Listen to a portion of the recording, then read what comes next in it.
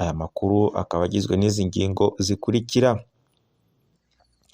Ubuvugizi bw'ingabo za FRN bwakubitiye ahabona ikinyoma cy'itangazo rya leta y'agatsiko ya Kigali rivuga ko FRN yaba iri inyuma y'ubwicanyi bwakorewe abasivile i Nyamagabe. Kubera ikibazo cy'umutekano muke uri muri Repubulika Iharanira Demokarasi ya Kongo, umukuru w'igihugu cya Kenya yatumije inama y'abakuru b'ibihugu bya EAC. Mu mikino, umutoza Zinedine Zidane yanze ibyo gutoza PSG kubera ko hari akandi kazi ategereje. Amakuru ku buryo burambuye. Ubuvugizi bw'ingabo za FRN bwakubitiye ahabona ikinyoma cy'itangazo rya leta y'agatsiko ya Kigali rivuga ko FRN yaba iri inyuma y'ubwicanyi bwakorewe abasivile i Nyamagabe. Mu itangazo rigenewe abanyamakuru, umuvugizi w'ingabo za FRN Bwana Sulietona Steven Tambura yabeshyuje amakuru aherutse gusohoka mu itangazo rya polisi y'u Rwanda ko kuwa gatandatu abagizi ba nabi bitwaje intwaro bikekwa ko ari abo mu mutwe wa FRN ngo baturutse hakurya y'umupaka bakarasa ku modoka irimo abasivile mu karere ka Nyamagabe. Umuvugizi w'ingabo za FRN yahakanye ayo makuru agira ati: ubuyobozi bw'ingabo za FRN intarumikwa buramenyesha abanyarwanda, abanyamahanga n'inshuti za FRN ko bababajwe n'ubwo bwicanyi kandi ko buhakana bwivuye inyuma ibivugwa muri iryo tangazo ribeshya ko ari FRN yagabye igitero, kandi bizwi neza ko FRN itagirwana n'abaturage ahubwo igaba ibitero ku birindiro bya RDF Inkotanyi.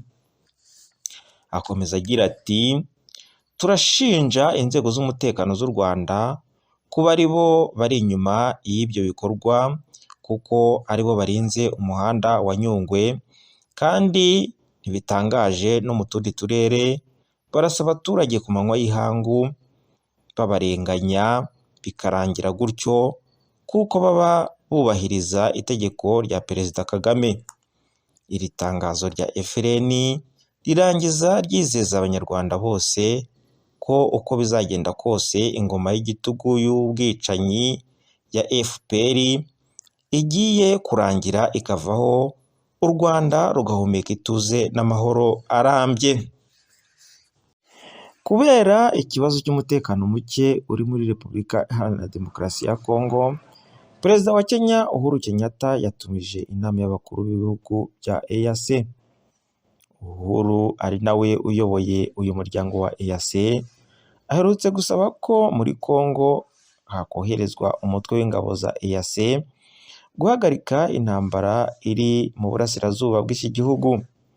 Hagati aho ariko, Repubulika Iharanira Demokarasi ya Kongo ntishaka ko u Rwanda ruri mu bagize izi ngabo rwakoherezwa muri izo ngabo kubera ko rufasha umutwe wa M23 uri guteza umutekano muke muri Kongo.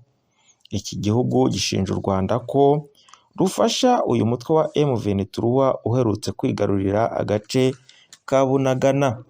Perezida Felix Tshisekedi aherutse kwanzura gusesa amasezerano yose yagiranye n'u Rwanda ku wa 16 z'ukwezi kwa gatandatu uyu mwaka wa 2022. Mu mikino, umutoza Zinedine Zidane yanze ibyo gutoza ikipe ya PSG kubera ko hari akandi kazi ategereje.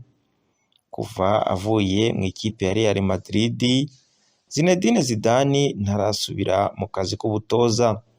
Nubwo adafite uburambe buhambaye, ubuhanga bwe bwo gutoza no kuzamura abana bato umupira w'amaguru byamufashije gutwara ibikombe 3 bya Champions League. Ubu PSG n'ikipe y'igihugu y'Ubufaransa niyo makipe amwifuza, ariko Zidane aracyategereje gufata umwanzuro wo gusubira mu butoza. Mu kiganiro na Telefoot, Iki cyamamare cyibukije ibihe bimwe na bimwe cyageze mu mupira, ariko avuga ko atazi igihe azagarukira mu kazi. Ati nshobora gukomeza gutanga umusanzu nk'umutoza kuko ndacyafite inzozi. Amakuru avuga ko Zidane yifujwe cyane na PSG ariko yanga akazi kabo atitaye ku kayabo bamuhaga. Nk'uko RMC Sport ibitangaza, Zidane yiteguye gutoza ikipe y'igihugu y'Ubufaransa nyuma y'igikombe cy'isi cya 2022, akaba ariyo mpamvu yanze akazi ka PSG. Nshuti mukomeje gukurikira radiyo na televiziyo Ubwiyunge, naho amakuru yacu agarukiye, reka tubibutse ingingo z'ingenzi zari ziyagize.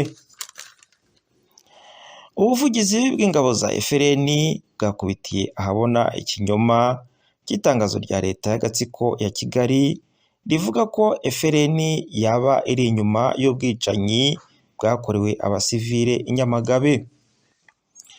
Kubera ikibazo cy'umutekano muke uri muri Repubulika Iharanira Demokarasi ya Kongo, umukuru w'igihugu cya Kenya yatumije inama y'abakuru b'ibihugu bya EAC.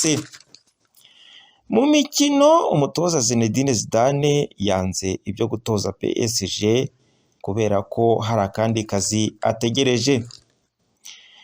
Mwese abari bakurikiye radiyo na televiziyo Ubwiyunge ndabashimiye.